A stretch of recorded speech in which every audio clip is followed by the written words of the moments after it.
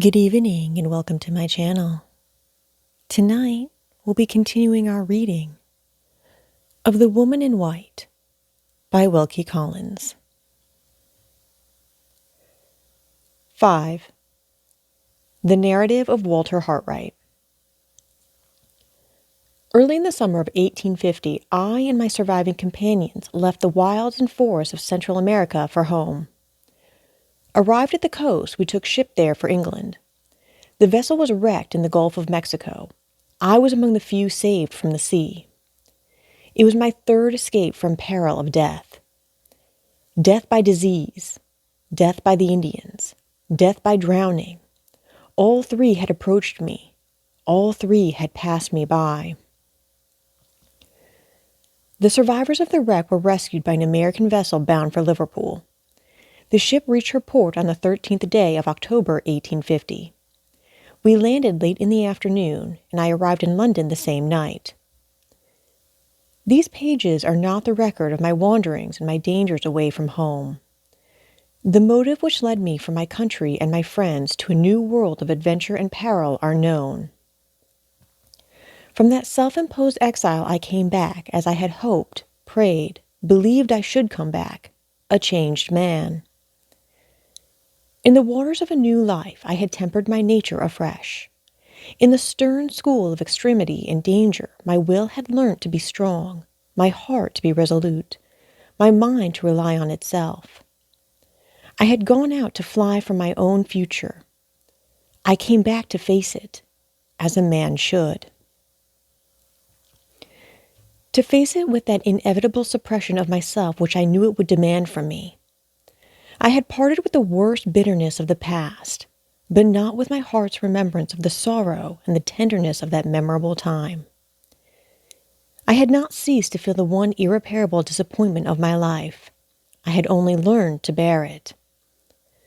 Lara Farley was in all my thoughts when the ship bore me away, and I looked my last at England.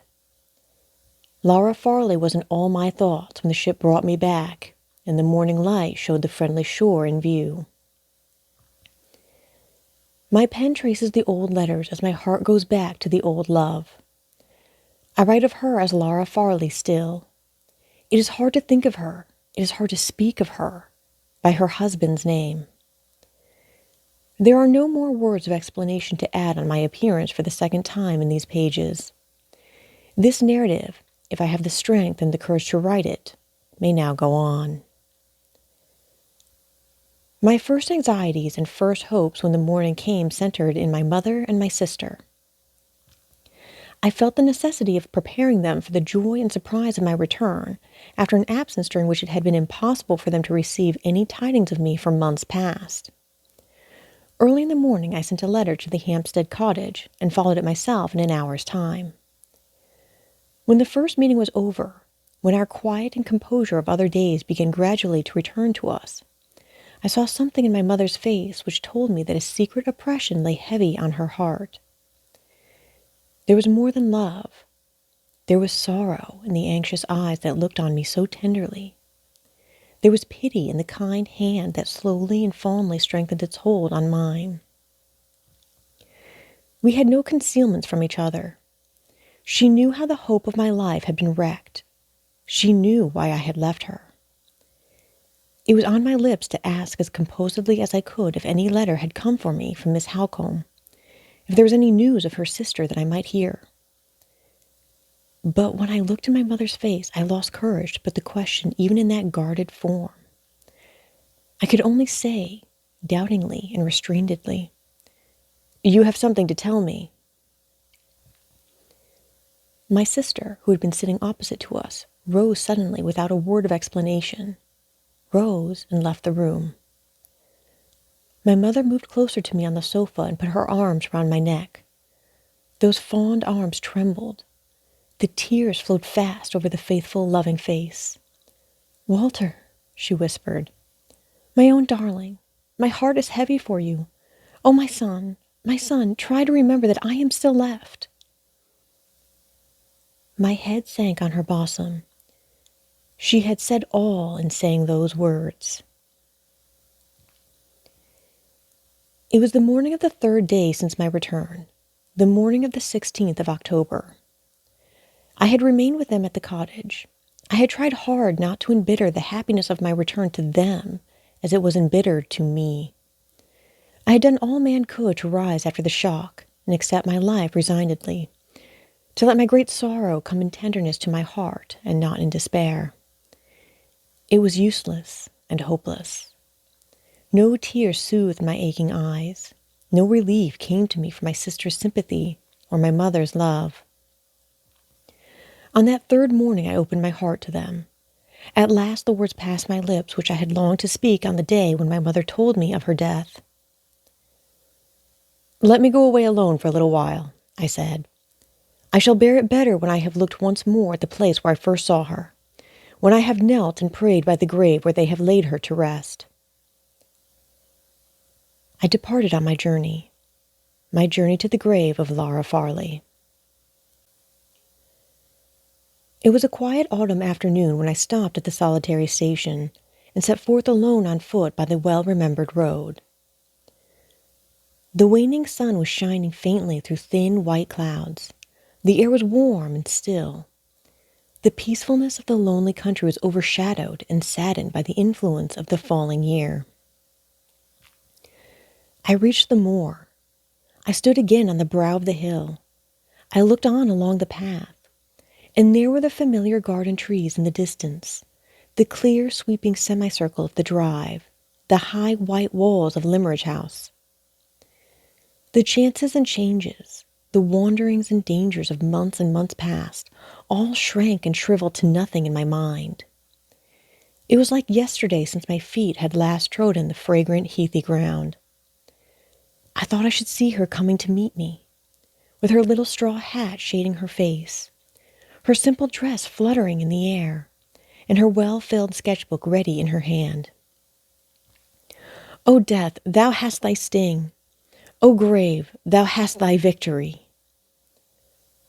I turned aside, and there below me in the glen was the lonesome gray church, the porch where I had waited for the coming of the woman in white, the hills encircling the quiet burial ground, the brook bubbling cold over its stony bed. There was the marble cross, fair and white at the head of the tomb that now rose over mother and daughter alike. I approached the grave. I crossed once more the low stone stile and bared my head as I touched the sacred ground, sacred to gentleness and goodness, sacred to reverence and grief. I stopped before the pedestal from which the cross rose. On one side of it, on the side nearest to me, the newly cut inscription met my eyes. The hard, clear, cruel black letters which told the story of her life and death. I tried to read them. I did read as far as the name. Sacred to the memory of Lara. The kind blue eyes dim with tears, the fair head drooping wearily, the innocent parting words which implored me to leave her. Oh, for a happier last memory of her than this, the memory I took away with me, the memory I bring back with me to her grave. A second time I tried to read the inscription. I saw at the end the date of her death, and above it there were lines on the marble. There was a name among them which disturbed my thoughts of her.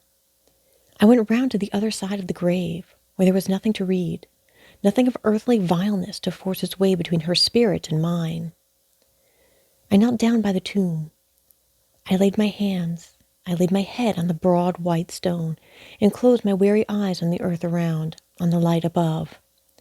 I let her come back to me. Oh, my love, my heart may speak to you now. It is yesterday again since we parted. Yesterday since your dear hand lay in mine. Yesterday since my eyes looked their last on you. My love, my love. Time had flowed on, and silence had fallen like thick night over its course. The first sound that came after the heavenly peace rustled faintly like a passing breath of air over the grass of the burial ground. I heard it nearing me slowly, until it came changed to my ear, came like footsteps moving onward, then stopped. I looked up. The sunset was near at hand. The clouds had parted. The slanting light fell mellow over the hills. The last of the day was cold and clear and still in the quiet valley of the dead. Beyond me, in the burial ground, standing together in the cold clearness of the lower light, I saw two women. They were looking towards the tomb, looking towards me, too. They came a little on and stopped again.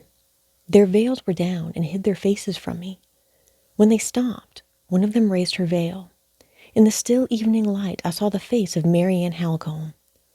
Changed as if years had passed over it, the eyes large and wild, and looking at me with a strange terror in them. The face worn and wasted piteously, pain and fear and grief written on her as with a brand. I took one step towards her from the grave. She never moved. She never spoke. The veiled woman with her cried out faintly. I stopped. The springs of my life fell low, and the shuddering of an unutterable dread crept over me from head to foot. The woman with the veiled face moved away from her companion and came towards me slowly. Left by herself, standing by herself, Mary Ann Halcombe spoke. It was the voice that I remembered, the voice not changed like the frightened eyes and the wasted face. My dream, I heard her say those words softly in the awful silence. She sank on her knees and raised her clasped hands to heaven. Father, strengthen him. Father, help him in his hour of need. The woman came on, slowly and silently came on. I looked at her and at none other from that moment. The voice that was praying for me faltered and sank low, then rose on a sudden and called affrightedly, called despairingly to me to come away. But the veiled woman had possession of me, body and soul. She stopped on one side of the grave. We stood face to face with the tombstone between us. She was close to the inscription on the side of the pedestal. Her gown touched the black letters. The voice came nearer and rose more passionately still. Hide your face. Don't look at her. Oh, for God's sake, spare him. The woman lifted her veil. Sacred to the memory of Laura, Lady Glyde. Laura, Lady Glyde, was standing by the inscription and was looking at me over the grave. The second epoch of the story closes here. Thus ends Chapter 5 of the narrative of Walter Hartright, of The Woman in White, by Wilkie Collins.